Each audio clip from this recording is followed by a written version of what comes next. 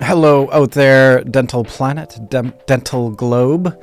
I hope everybody is doing fantastic. Here I am. I'm completely unprepared. Um, I had the itch. I love being in this room. Absolutely love being in this room. And we're here at a week where there's nobody in the schedule to chat.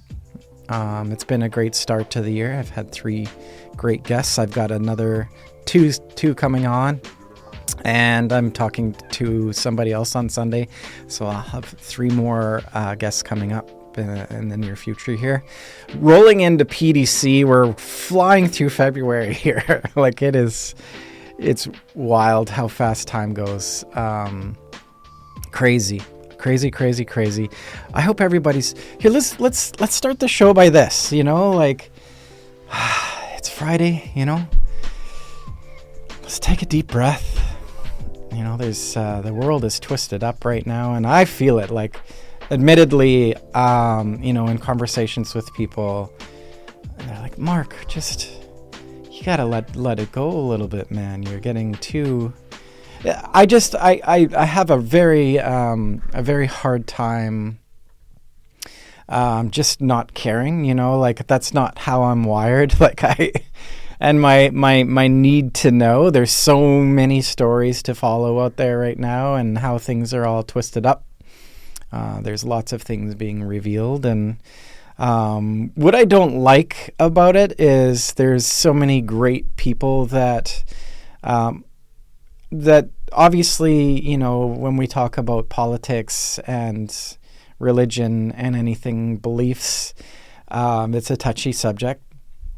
But I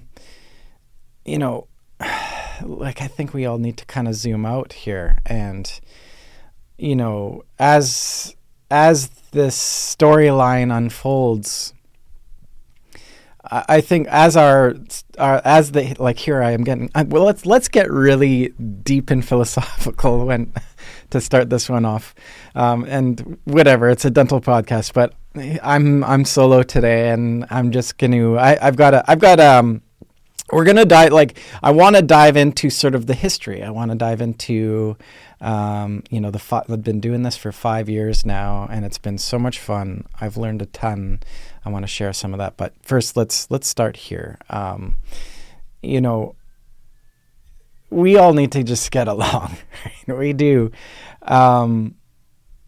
That's the bottom line. I'm blessed to have, I've done close to 160 just on, uploaded, but I've done over 200 of these. I've flown all over North America now to do video and have conversations with all sorts of different people in the dental world. And it's really given me a great snapshot of, here we are, we're in this amazing industry with all sorts of great people, which is patient-focused industry, people-focused industry. Zooming out, we should just, everybody's in this for everybody's in this life game for the same things. It's raising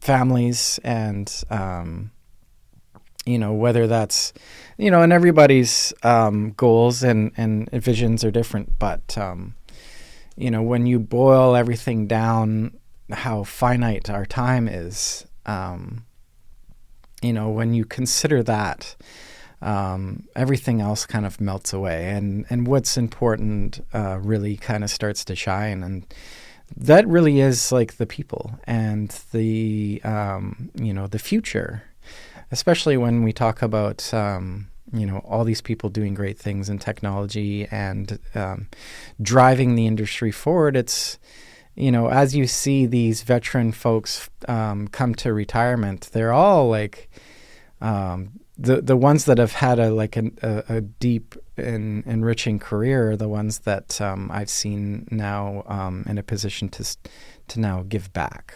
That's And that's such a beautiful thing. And maybe that's my bias. Like, that's the echo chamber. The echo chamber that I belong in is that pink, blue, yellow. I do care. I think we all need to put all of that squabble and propaganda aside and just kind of, like we all share the same streets, the same small business. We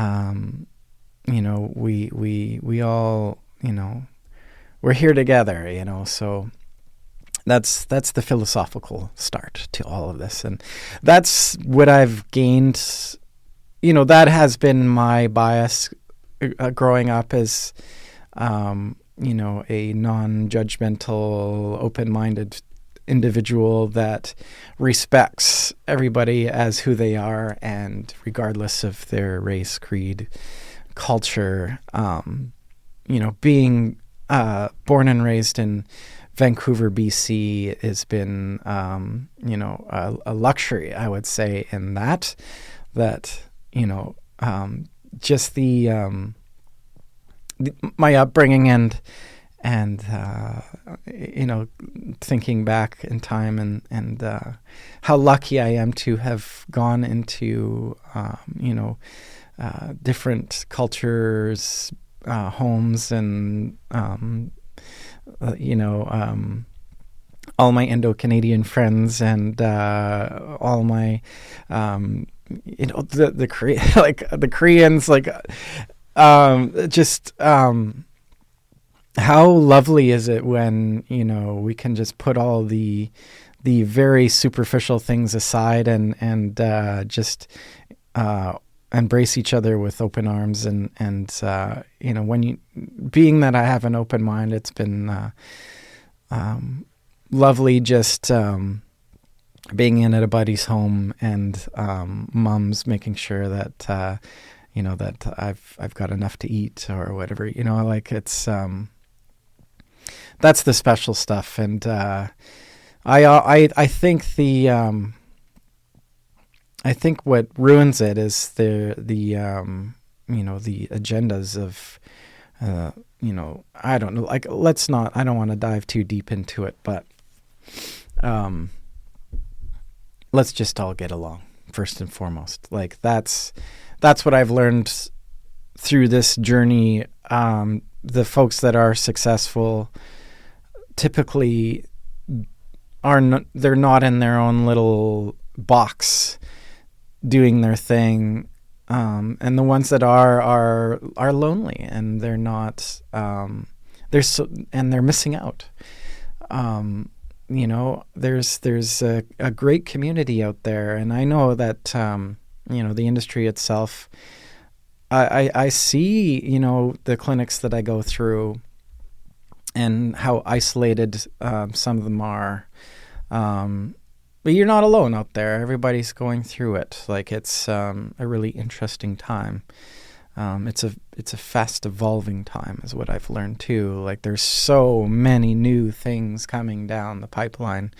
If I consider coming in, when I started 10 or 11 years ago, whatever that was, and the things that we were talking about then versus what we're, considering becoming a reality now.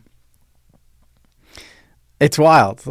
Walking through a practice and seeing the paper charts up in the back wall, having clients like that with systems that have worked for the last 50 years, and Susie's penciling patients into the schedule. And then you get into some practices that have fully dove in, hands, feet, all in, fully digitized practice from top to bottom. We have that spectrum right now. It's really interesting to just see that contrast. And all systems work, right? So dialing that back, obviously, whatever blend is going to work best for you. We talk about that bell curve of adoption. and you think of things like chairside milling or 3D printing, and is it for you? Yeah, that's a really interesting thing. It's like, there are folks out there that are technically astute and they're great at it, and the workflow works, and they're really it's just like anything else. Like, there's tons of different personality types and blends of interests, and what I've learned on sort of the technological front is now, like, obviously there's a big push with all the big distributors and selling these services and these pieces of technology, and they're not cheap. But when utilized properly, it truly is a game changer when we talk about, things in the 3D printed world. The intraoral scanner obviously is the gateway into all of those things, and goodness, just like over 400 of them now.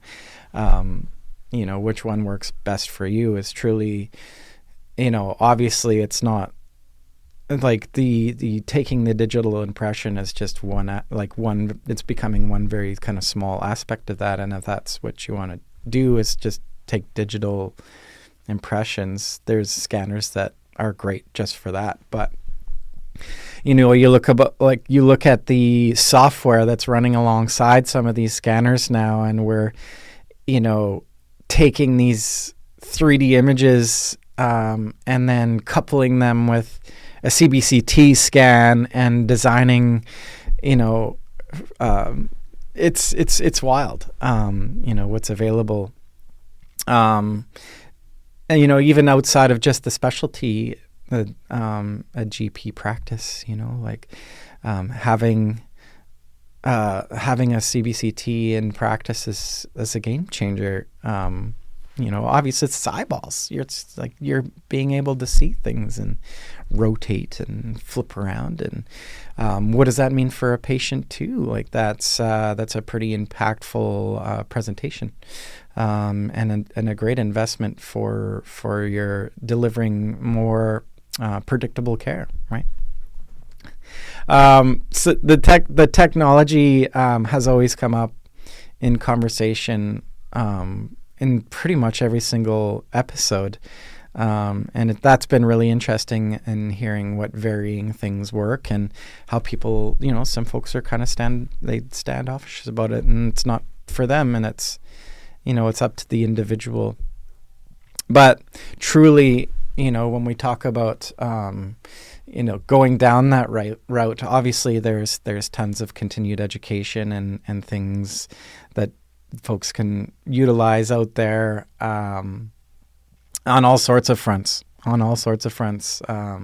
Whether it be I'll use Dr. Stephen Schalk as an example, and what he's doing with the Clearly Aligned group. What you can do with what you can do as a GP with and with ortho is becoming substantial, and a lot of that is thanks to the technology that is available, truly, and being able to see those cases kind of unfold with there's I can dive into all of the software, but I won't. It's cool. So it's a really interesting time. It's a truly evolving time, and it's amazing, and like my wheels are turning, and and then we consider what artificial intelligence means, right? For everything. I think we're going to live into that. I think there is a little bit of a bubble. Obviously, there's some major upfront dollars that have been invested in it. But whether these companies that are investing these dollars in it, the industry, if they're willing to dive into these things when it's, you know, intraoral cameras and that digital front has just been shoved down everybody's throat, and now we're talking about something as complex as AI. I think it's not understood to its fullest yet, what AI is, and there's all sorts of different flavors and shapes of it. You know, I think most people think of ChatGPT, but God, man, there are so many really interesting agents being developed right now. Like, truly, you know, the talk about how, you know, we're talking about replacing folks with this technology. My thoughts on that are, yeah, like the tools that I've dove into, I have, you know, it's replaced people that maybe I could have hired already as like growing and developing dentists on demand. So it's true. But what does that mean? I played hockey last night and we got into the AI conversation, and one of my buddies on the team is a teacher.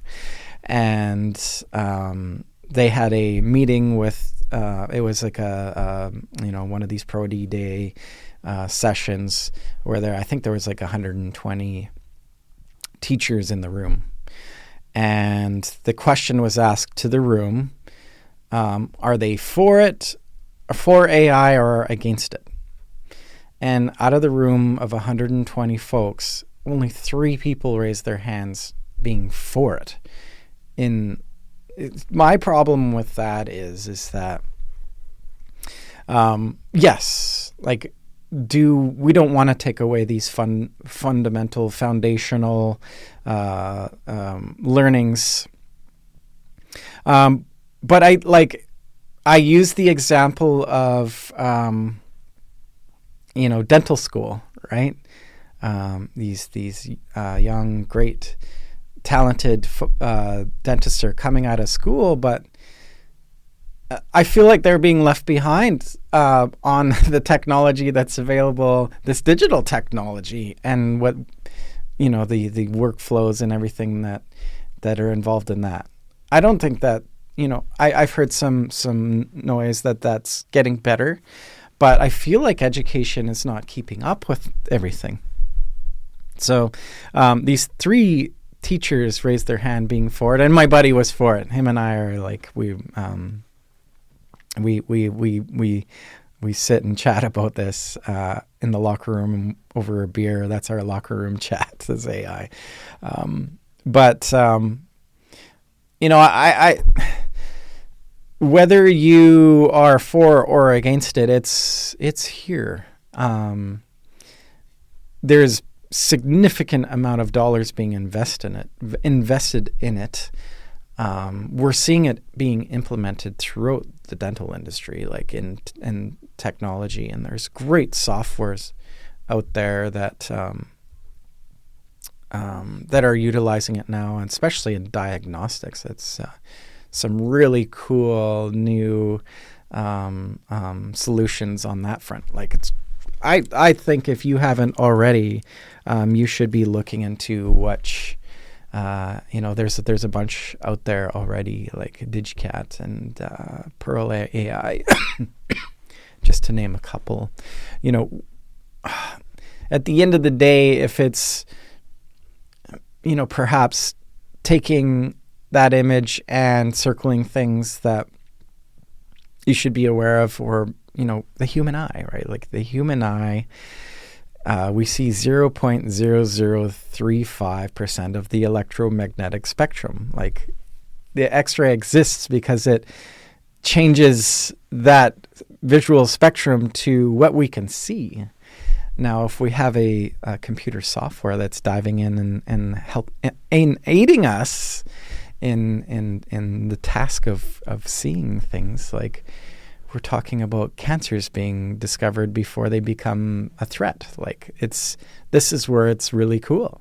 You know, this is why, if we look back to the Industrial Revolution, that brought on some of the most significant changes.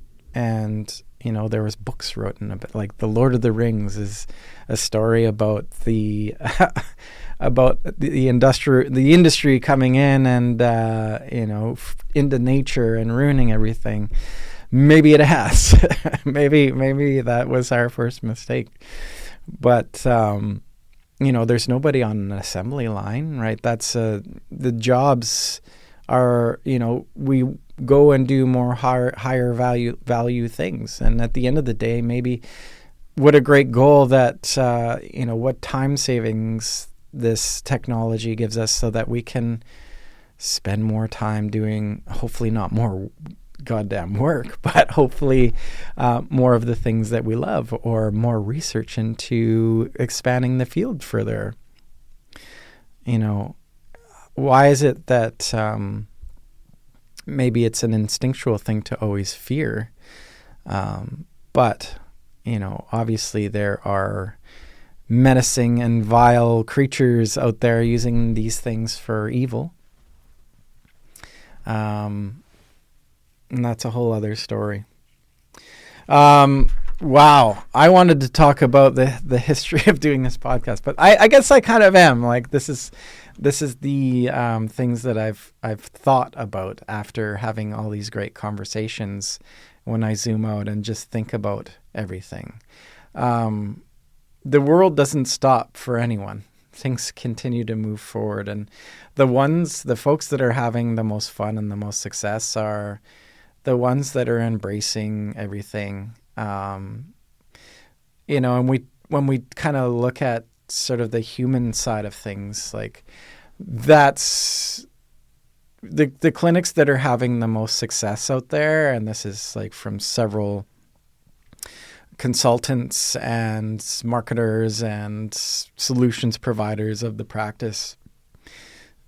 All these people are doing is building solutions and things to help better serve the patient. Like, these tools and technology are put in place, and if the singular most important piece to the puzzle is the patient, right, and delivering the best care and the most predictable outcomes for that patient, that is obviously the name of the game. So these tools and gadgets and whistles, and when you boil it all down, that's what you're left with. And that's what I see. Like, and then, obviously what's the next step out from that is the team that's involved with delivering that care to that patient. So, are they happy? There's a lot of practice out there. They're not happy. This is like not a happy environment. And it's it's a pressure cooker, some of these places. I was just in Edmonton at a lovely practice, a 16 operatory practice that was just built. The focus was to build the best lunchroom. It was amazing. It had everything in there. It was really cool. This place looks like it would be an awesome place to work. Like, the focus was truly on the team and keeping everybody happy. And that's a tricky spot too. Like, it could be one individual in that practice that their home life's not the best, and they take it out at work. Like, we're all humans. So, if that environment is conducive to, a positive future, a positive for the patient, like patients smell that stuff. It's like a sixth sense coming into an environment where it's hostile. People know that. And also, like, the doctors that spend all their time deal hunting and not thinking about their patients. That, like, yes, you got to look out for your bottom line and you're running a business, but the sole focus is to thumb through the catalog every week before the rep gets in to get, and shop prices back and forth. Maybe that's fun and that's a game too. But I've seen those practices empty on a Tuesday midday, and there's only the doctor in the practice on that day, and they're not very busy. The focus should be on providing the absolute best care for the patient. Number one, like if you have that nailed, like a patient comes in and they feel comfortable, and the team there is warm and they're taken care of, like that's going to be you're going to win. And that's what I've learned. Like it's not rocket science. Like it's really not rocket science, because like think about it. Like that person is going to come back. They're going to refer everybody. When it comes to marketing the practice, when I get started with a clinic, and I've kind of moved on from clinical marketing. I do have a good group of clinics that I help consult and market. But truly, I talk about the 3 R's with the clinic. And like if you're doing these 3 R's, that's 40%, 40% of your marketing. So what is the 3 R's? That's, referrals. Do you have a referral program? And you won't have a referral program if you're not taking care of your patients and you've got a plan and vision there first. Forget it. Figure that out first. Put yourself in a patient's shoes and walk into the practice. Really, like, take yourself out of your clinical mind and just be somebody walking into that space. Everything should revolve around that experience. So referral. So I jump everywhere. So referral is one of them. Reviews, which kind of ties into referrals as well. Have a proper system in place where patient, we go out on our limb to take care of you. Would you do us a service and give us a review that, this is, and that's, obviously tied into search engine optimization. It's a huge deal. So that's the second R. And yeah, you might get a crappy review, but if you're asking for reviews, you're going to just bury the bad review with a ton of good ones. So it's so healthy for SEO and search engine optimization and people seeing this, but, to add to that too, the society right now doesn't really trust anything online right now. So only 50% of folks out there right now actually trust the reviews. So that's, it is what it is.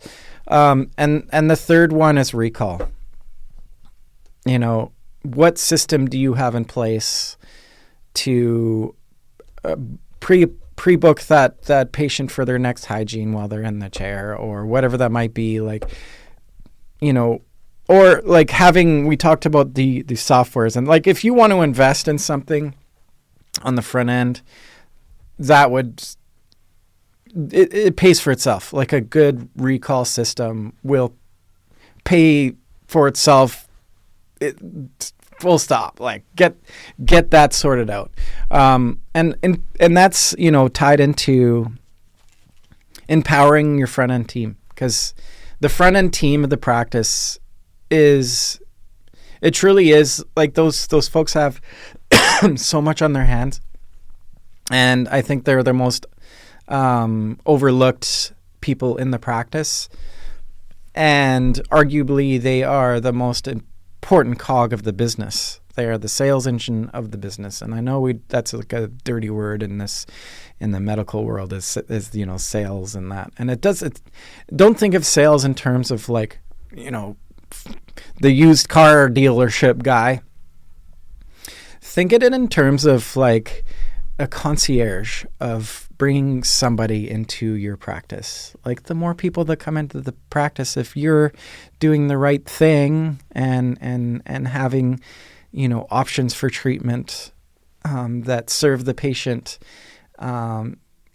that's the name of the game. Like, and that's what you're selling. Like you're selling care, and part of that is education. Like having somebody at the front end that really knows how to have that conversation and tie it into, not to fearmonger Mr. Patient, but that cavity, we need to take care of that because this is what's going to happen. If we don't, this is, and along those lines, and not in like, it's all part of gain, is, zooming out again, they really hold the key to educating the public in the importance of dentistry, and it's tied to oral health versus overall health. I don't need to spew out to you the importance of that. That's the game we're in. So there's that. And just starting this podcast itself, 5 years, it's crazy. 6 years. I'm looking at DentalBytes. I think this will be episode 162.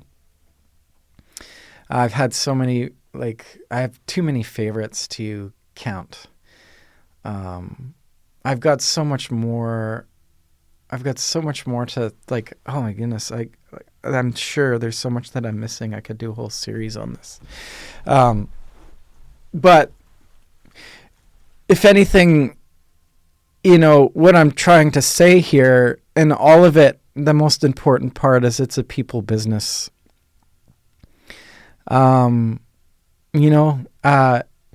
If that means it's your team or the rep coming through the door or the consultant or the marketing team and the patient,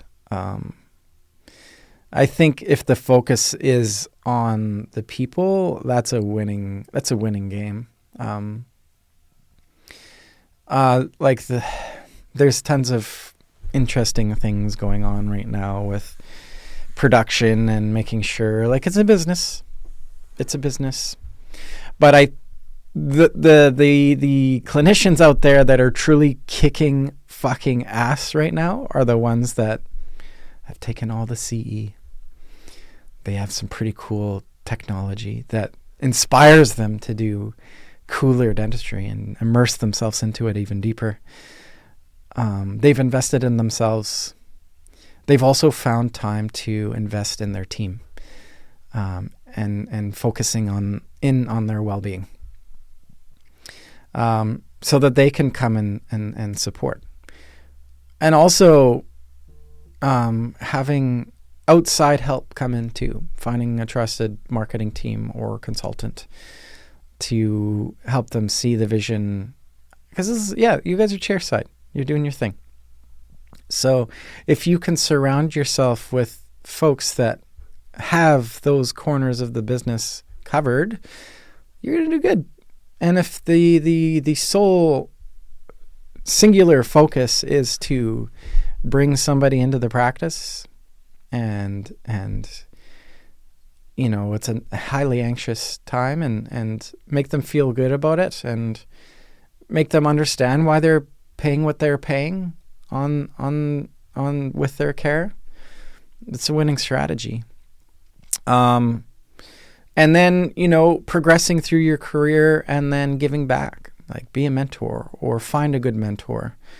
There's so many good people. That's what I've learned. There are so many good people in this industry. There's so many great people that are quiet and have so much to offer. Come out of your shell. That's what I would say. We've got all these cool platforms to just be yourself and put yourself out there. Do it. I say, like, if there's anything personally that I've learned about being an idiot for the last 6 years on these things, and yeah, just put yourself out there. And if you get into a study club or start a study club, or take as much CE as humanly possible. It's cool. They just made some changes. I've got Dr. Bruce Ward coming on the show. It sounds like, the how you folks are gonna be able to take CE is changing. So that's cool. It's gonna be an interesting conversation with him. The conferences are all interesting too. That's a great time to get together. And honestly, the PDC or the ODA or the Edmonton Northwest, what is it? Sorry, I butchered it. It's great. We've got a great community. There's tons of smart, capable people doing great things. And it's something I think, you should be proud to be a part of. That's what I see. And that's what it makes me emotional. How cool it is. It's been an absolute pleasure. It truly has. And I can't thank you all enough for tuning in every week. I've tried to do these every week, but it's not, obviously this isn't monetized. Like this podcast is not monetized. I've done this. I started this out of my own pocket, and it's turned into something special. On my day-to-day, like I said, my business is storytelling throughout the industry. So like I'm always on the podcast learning about what people are doing, how companies are supporting the practices. And there are so many people that really do care about what they sell and the solutions that they provide and their passion behind it.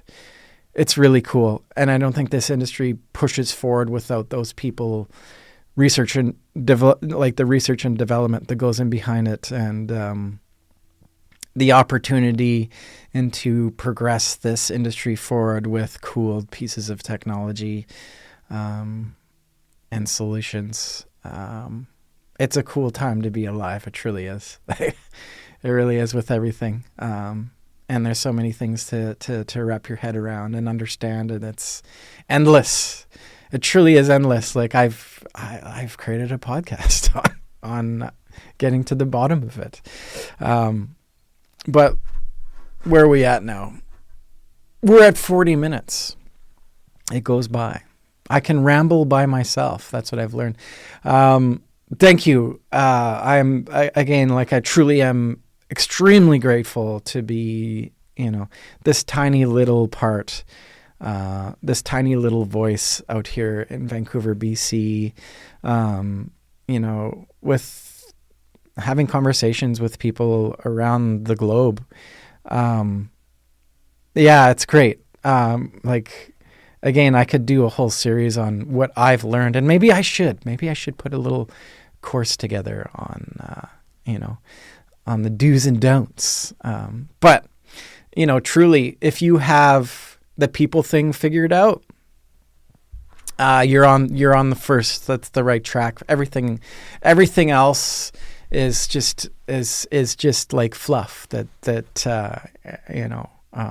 top of it, taking care of patient, being responsible and doing the right thing, taking care of your team.